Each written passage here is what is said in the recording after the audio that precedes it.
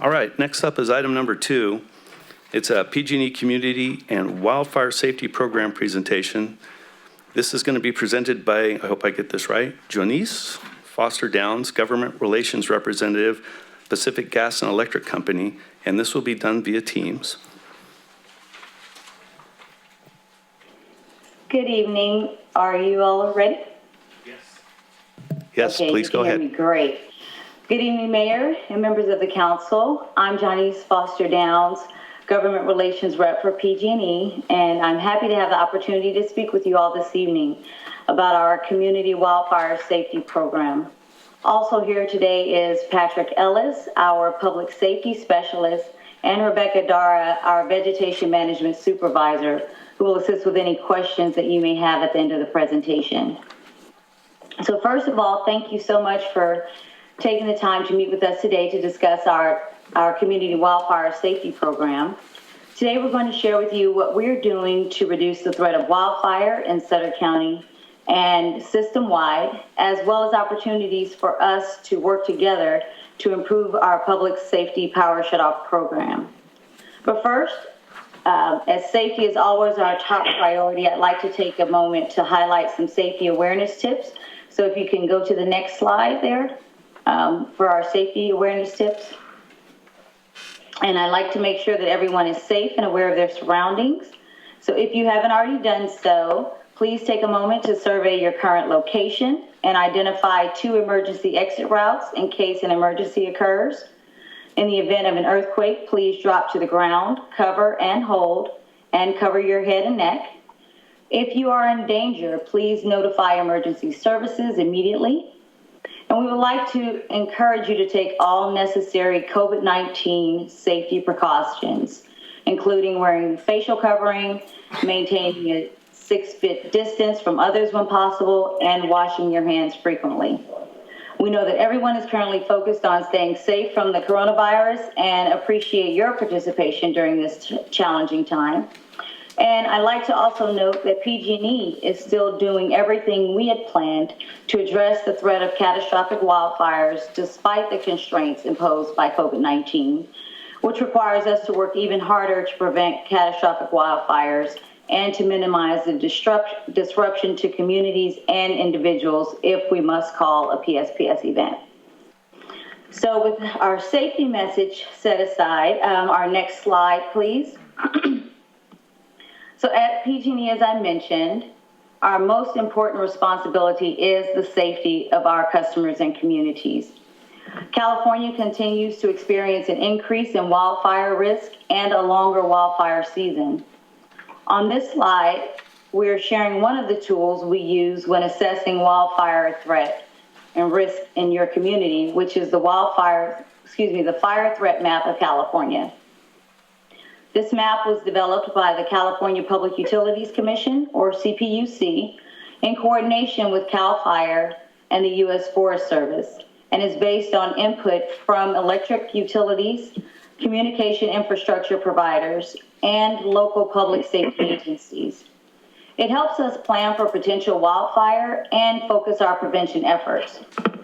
As you can see on the map, nearly 1/3 of the electric lines that provide our customers with power are now in high fire threat areas. But as you can also see on this map, and you can see the high fire threat map for Yuba City, which shows that Yuba City is not in a high fire threat area, thankfully.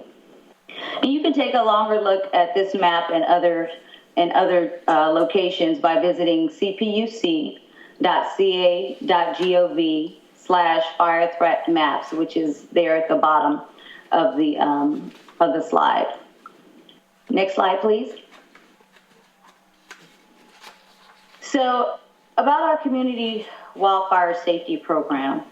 At PG&E, we are continuing to evolve our community wildfire safety program, or what we call CWSP, in order to strengthen and improve our electric, oh, I just realized my camera has been off this entire time. I'm sorry. So sorry, now you get to see my face. I apologize.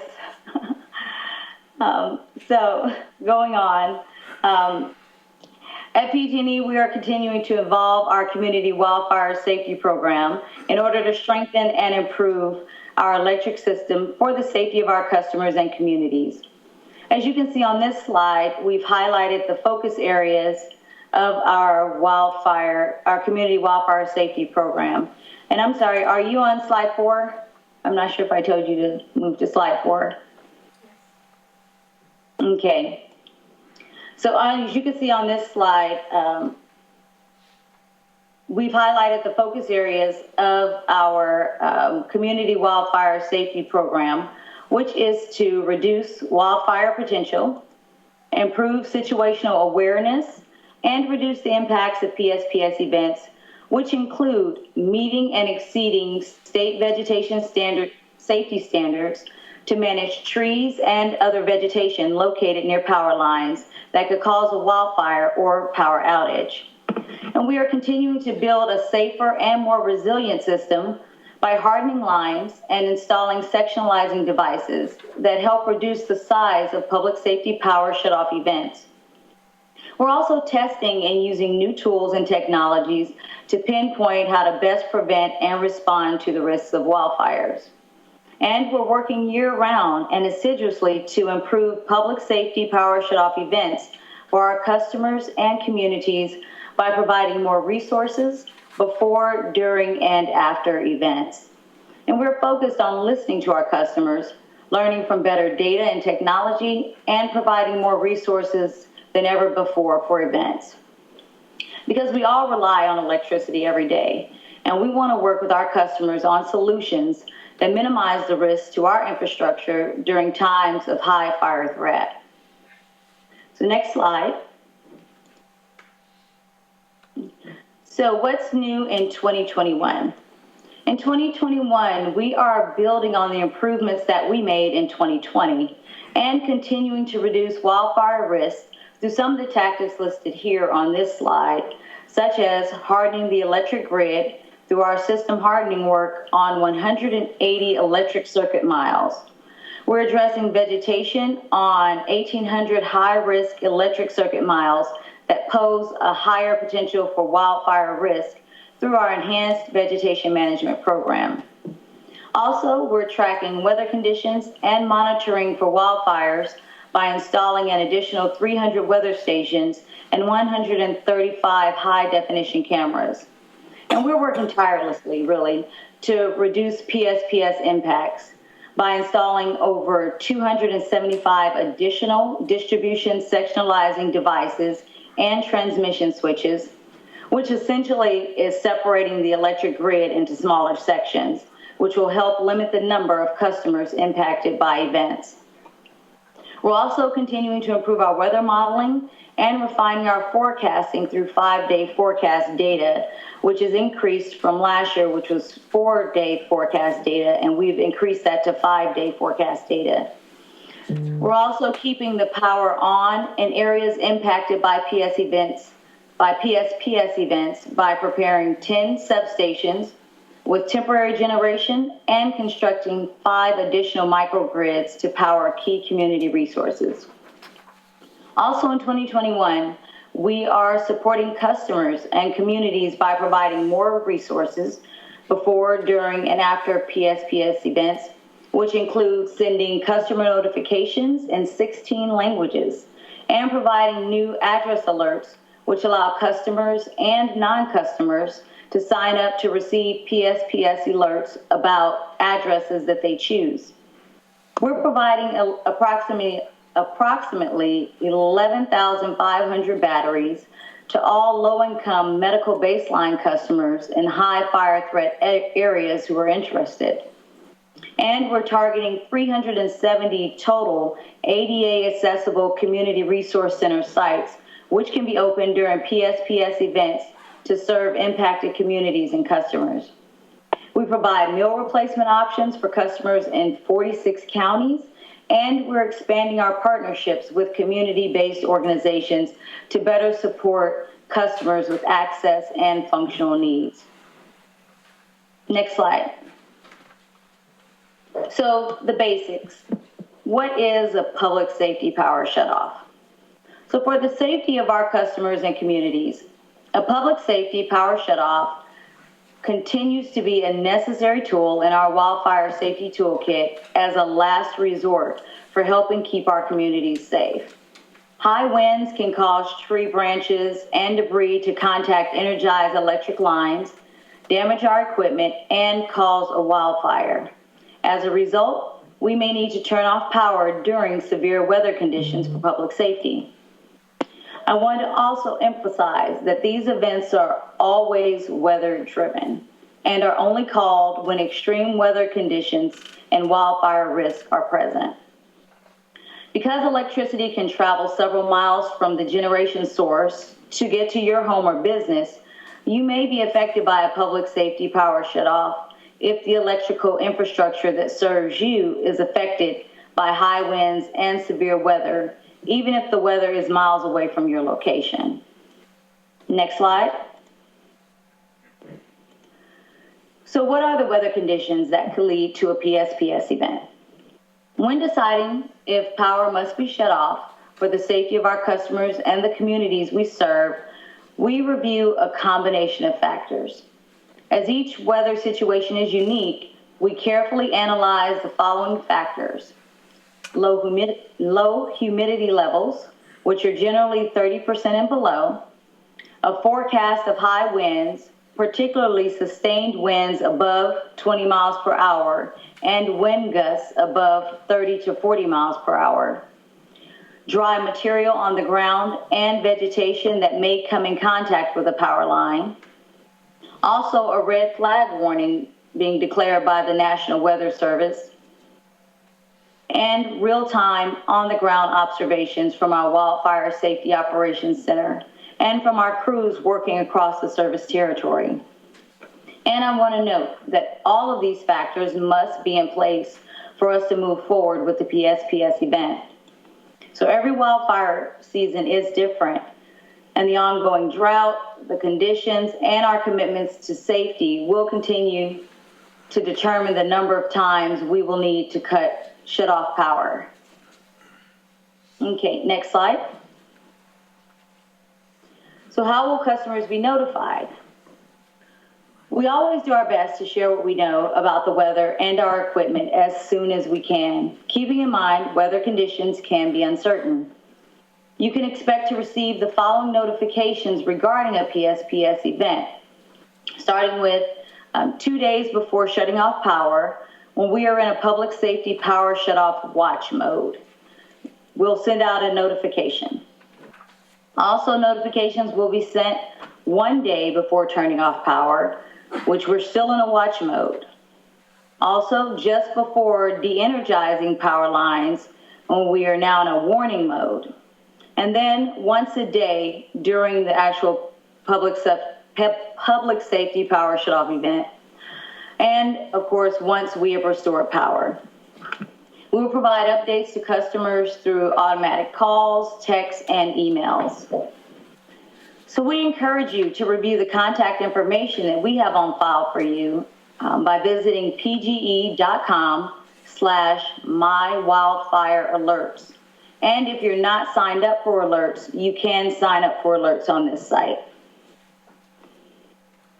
This year, we've launched our address alerts function, which enables those who are not a PG&E account holder, they can also receive a public safety power shutoff notification for any address. So with address alerts, you can receive updates on addresses that you care about, such as your work or business or your child's school or daycare or the home of family and friends or loved ones. We also provide public safety power shutoff updates at pge.com to the local news and radio outlets and through our social media channels, which are listed also on this slide. Next slide. So our customer preparedness and resources. Each year, we're doing more to help our customers and communities before, during, and after a PSPS event. We're partnering with community-based organizations. We're working side by side with community-based organizations to provide support and resources throughout a public safety power shutoff event. We're expanding language offerings by providing information regarding all PSPS events in 16 non-English languages. And we're increasing meal replacement options. We're collaborating with local food banks and Meals on Wheels to provide replacement packages to cover every county likely to be impacted during a public safety power shutoff. And we collaborate with CFI-LC's Disability Disaster Access and Resources Program, which is the California Foundation for Independent Living Centers. We collaborate with them to enable qualifying customers who use electrical medical devices to access backup portable batteries through a grant, a lease-to-own, or financial loan application. Additional assistance through this program also includes access to transportation resources, hotel vouchers, and food stipends following a PSPS shutoff event. And we provide batteries through the Portable Battery Program to low-income medical baseline customers with critical medical needs. We provide generator rebates where we offer customers who depend on well water pumps and live in high fire threat areas rebates for purchasing a qualified portable power generator. And at this time, we are currently partnering with 10 community-based organizations right in Sutter County. And we welcome any suggestions on additional organizations whom you feel we should be partnering with. Next slide. As I mentioned, Yuba City is not in a high fire threat area. However, PG&E customers may experience planned or unplanned outages for different safety reasons, which I wanted to highlight here on this slide. And those reasons include rotating outages, which is when the state's grid operator, the California Independent System Operator, or CAISO, determines that there is not enough energy supply for customer demand. And this is generally due to statewide extreme heat events. There are also emergency outages when lines are de-energized so that crews can safely repair damage to electric equipment caused by extreme heat, lightning, or other damage. There is planned maintenance or enhancement on equipment which has been scheduled ahead of turning off power. And then there are active wildfires, during which CAL FIRE or other fire agencies request that we shut off power for the safety of the public or first responders, as wildfires can also burn into and damage electrical equipment. And of course, as mentioned, our public safety power shutoffs when power is shut off for public safety during severe weather, such as strong winds, low humidity, and dry vegetation. Next slide.